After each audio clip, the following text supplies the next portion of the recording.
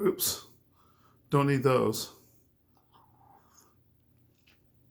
I'm not sure how many parts this is going to be. There's a lot to say about this. My whole life I've seen Seven countless.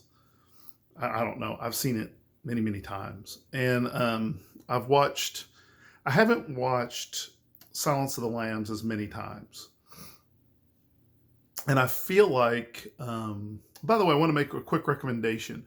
On videos like this, if you're interested in the topic, but you feel like the video is kind of long, I recommend watching videos like this where someone's just talking at like 1.5 or 1.25 speed. If you haven't done that, it will change the way you watch YouTube videos because it doesn't change the experience that much. And you can just, if the video is 20 minutes long, you get done with it in 12 minutes or so. So if you like this kind of content, but you don't like how long it takes, try bumping your speed up to about 1.5. You should be able to listen to everything I'm saying and understand it very easily. And it just cuts the time down really fast. If you just like to have this on in the background while you're doing something else, then like a podcast, then that's completely different. So I'm in a pinch here. I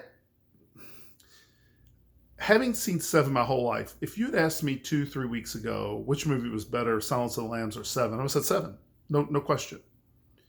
Then after I did my deep dive analysis of Silence of the Lambs, I was like, wow, I never really realized how much is actually going on here. And I thought, as I was getting ready to do Seven, I thought, I don't think Seven can compete with this. I don't even know if Seven's now that good of a movie. Until I sat and watched it this time. And I was like, wow, I could not believe the superb effort put into this movie. It's incredible. It reasserted itself as one of the best movies I've ever seen. I mean, it's just incredible. So which movie's better, Silence of the Lambs or Seven? Well, I don't know that anyone can answer that question. Hopefully I'll remember. By the time we get to my last part, I'm going to try to answer that question. But you'll have to decide for yourself which one's your favorite. And I'll answer that question for myself in the end. But which is the better movie is tough. I will say I'm going to take some time to tell you a few stories here. So this part one won't go over too many details about Seven per se, although it'll all be about Seven, but it's going to be around let me give you a little background about Seven and what was going on at the time. When Seven came out, it was part of a series. Well, I shouldn't say a series. It was part of the ethos of the 90s. It really was the capstone to an obsession in the 90s, which was what? Serial killers. There was this obsession with serial killers. I think kicked off by Silence of the Lambs. Not that there weren't serial killer movies before that, because there certainly were. But man, there was an obsession with that in the 90s. The 80s had its obsessions. It obsessed over midgets, right? Such a strange thing to be obsessed over. But it was. Vietnam was another obsession in the 80s. I always say with Jacob's Ladder, which is a movie I should review soon, it's like it had to take place in Vietnam, right? I mean, it had to. It was interesting. Serial killers was an obsession in the 90s. Another artistic obsession was the bad guy not really being the bad guy, but I don't mean something as simple as anti-hero, right? I mean like the good guy being both the good guy and the bad guy at the same time. And I feel like David Fincher did both of these great with Fight Club and with Seven.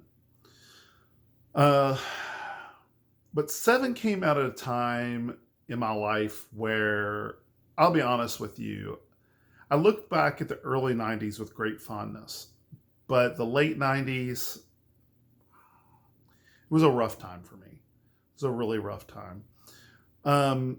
And Seven really encapsulates the feelings that I had in the late 90s. It really does. David Lynch said for Eraserhead, that was his Philadelphia story. And if you watch Eraserhead, it's a really depressing film. For me, Seven is my 90s story. I just feel like it just captures the way the 90s felt for me. I always think another bad memory for me in the 90s is like Trent Reznor and his movement in music. because it was sort of like a new wave of the sexual revolution going on. Rob Halford from Judas Priest joined his record label, Nothing Records, is I think what it was called, and all of a sudden he comes out as gay, right? And I was like, I don't care, just make music.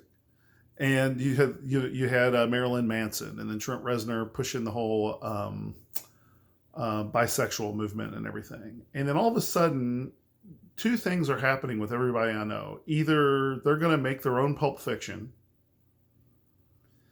or they're telling me, guess what? What? I'm a bisexual now. Oh boy, big revelation, right? I mean, you just get, there's just, people don't think for themselves very often. And they can, hey, you've been listening to a lot of Trent Reznor, I guess you're bisexual now. I mean, oh, you've been watching Pulp Fiction, guess you're going to write your own Pulp Fiction now.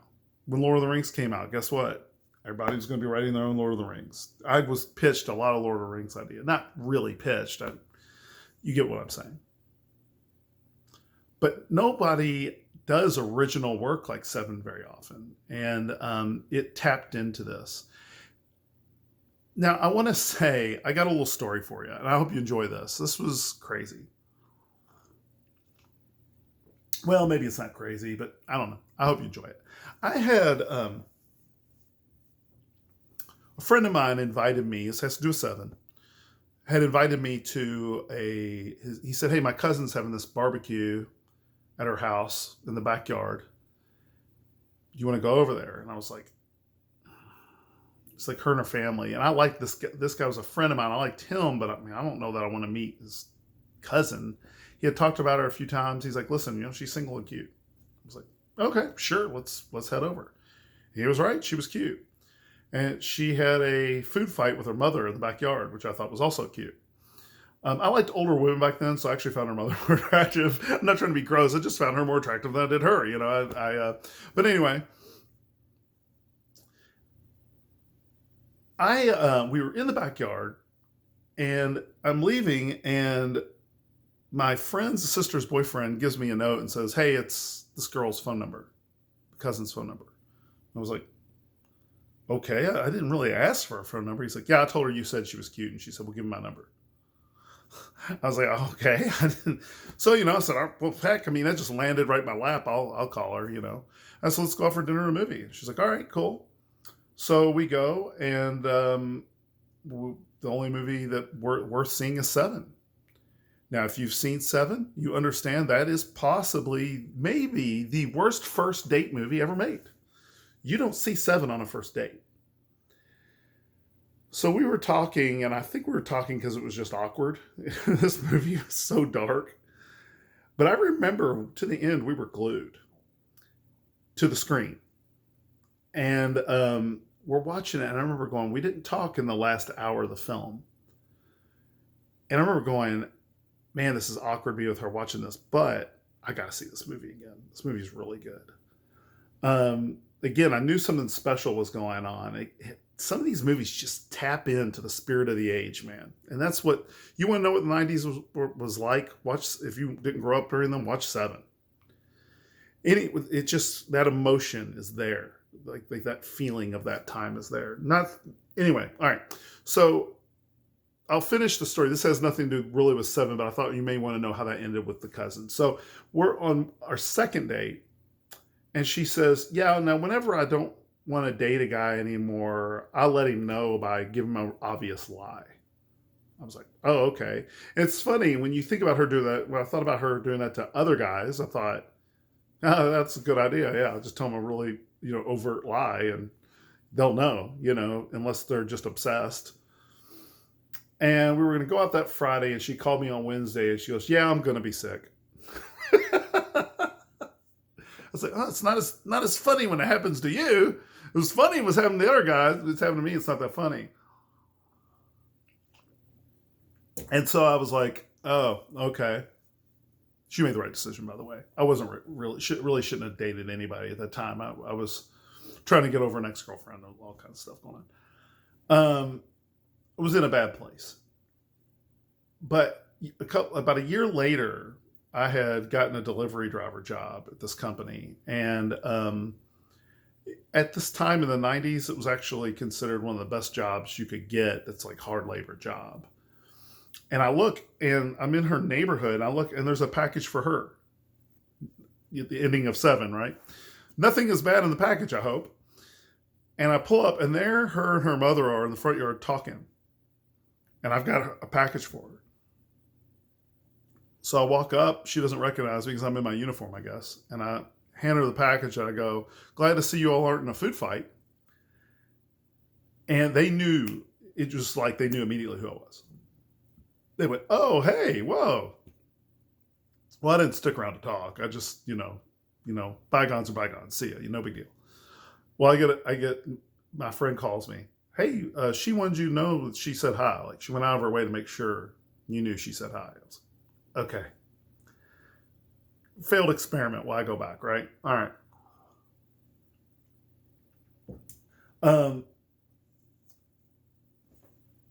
So anyway, back to Seven.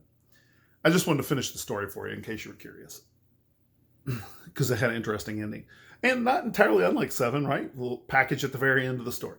So the beginning of Seven, this is a great way to start it. The beginning of Seven, if you pay close attention, it's telling you the main story is not necessarily the detective story.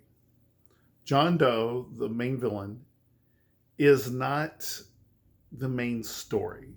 All right, there are two stories. So, Seven stands for two different things. The title stands for two things. I don't know if you're aware of that, but you can figure that out as I talk about it. You might be fully aware of that. I'm not sure.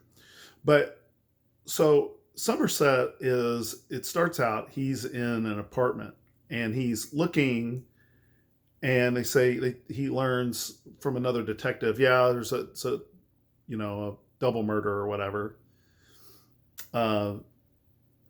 And he's looking at the refrigerator and he sees drawings, a kid's drawings. And the detective's just kind of glazing over the details. Yeah, here's who's died here, is that whatever. And Somerset looks at the refrigerator and he says, "Did the kid see the murder?" And the detective goes, "What'd you say?" And he says, "Did the kid see it?" He says, "The kid's dead." He says, "We're all going to be glad when you're gone." He's like, who cares if the kid saw it? What difference does that make? He's dead. This is a hint about Somerset's story and how it parallels what's going on in the detective story. Okay, and it's just a little bit of a subplot, but it's not just a subplot. It's not fair to this part of the story. It runs parallel to the main story. The story is about Somerset. The movie Seven is about Somerset. It's not about the seven deadly sins. It's about Somerset. The whole movie is. Everything that happens, even the things with Detective Mills, has everything to, even things with John Doe, is there to help you better understand Somerset. It's actually a character story, and it needed to be a character story. If it were a detective story, it wouldn't be a very good movie. And we'll explain, hopefully we'll get around to that in a minute. So he sees this, and what this is pointing to is a key theme, a big theme, okay, in Seven, and that is apathy. John Doe has an issue with apathy. Okay, Detective Mills has an issue with apathy, and Somerset has an issue with apathy. And they're all dealing with it in their own way. Now, if you don't know what apathy is, it's lack of emotion. But why do we arrive at apathy? I'm not going to answer that right now. In fact, I may never try to directly answer that. I think Seven's trying to sort of artistically get there. It's reaching out and trying to get there a little bit, I have notes here, so I'll have to look over from time to time. Now, Somerset is not too thrilled about this new partner who's sort of young and gung-ho. And he stops Mills and he says, "You fought to get here." And he says, "Yeah." And he says, "Never seen it done quite that way before." And Mills explains, "I'm not new. I'm young, but I'm not new." He's like, I know what I'm doing. And, it's that transfer tells us two things about Detective Mills. Okay. The first thing it tells us is this. It tells us that Mills is impulsive. It's a hint that he's impulsive. Um, there's something Mills wants to accomplish by going here. Has he really thought it through? Now, by the end of the movie, we're going to find out that Mills' personality, he's a very well-developed character. It's just not clear through the course of the story exactly how well thought out Mills's character is. But he's a really well thought out character. But he is impulsive. That is the thing about his character. And we have a name for that today. Okay, he doesn't consider consequences of his actions. Mills does not do that. He feeds on his emotions. What's that called? Today we call that a sociopath. Mills is a sociopath. That is what he is. And that's what we call it today, and that's what he is. A woman finds out her boyfriend's cheating on her, and he lives at a state over. She puts on, she works for the police or something. This really happened. She lived in Texas. She drove all the way to Florida wearing adult diapers so she didn't have to break because she wanted to surprise him. And she murdered him on the spot. Another thing we learned from this about Mills is that he wants to make a difference. He feels like he can make a difference. And so Mills is responding to apathy by not being apathetic. He wants to be a difference maker. He believes that you could fight and make a difference. And not like a superhero kind of way, but it's still really, really well thought out, you know. But you learn that from Somerset later. You don't learn that directly from Mills, okay? All right, the next thing is, okay, so let's talk about the two meanings of the word seven. Now, it does mean the seven deadly sins, right? It's a pattern of seven. You learn that very early. And so what does this do to the audience? This forces the audience into expectations, right?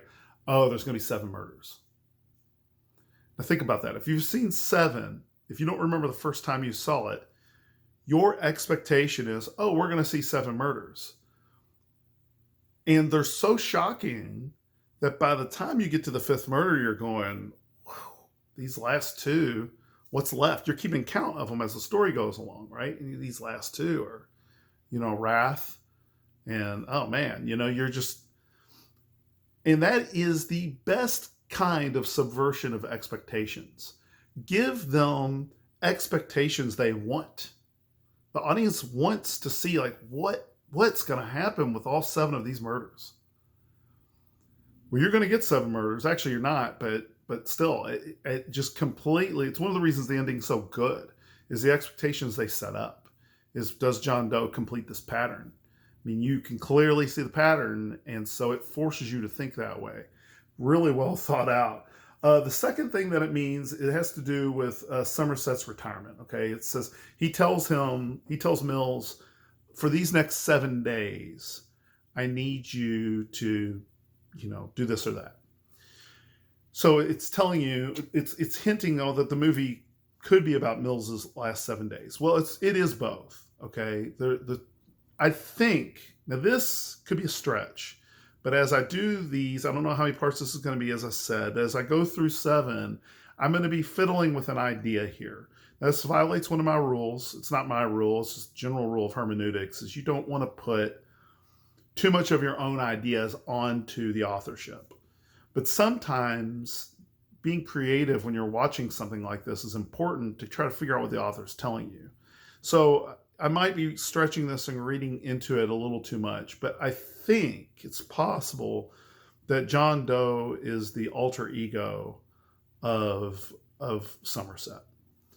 At least to the point that it tells us we learned something about Somerset from John Doe. And I think that's true. I think that's absolutely what they intended, is to have us learn something about Somerset through John Doe.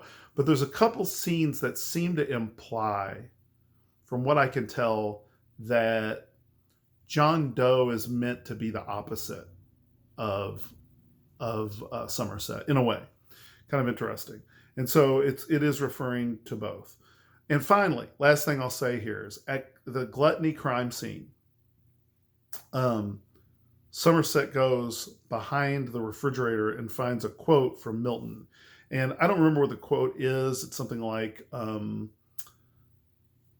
hard is the way up from hell to the light, something like that. Long and hard is the way up from hell into light. And that is Somerset's journey.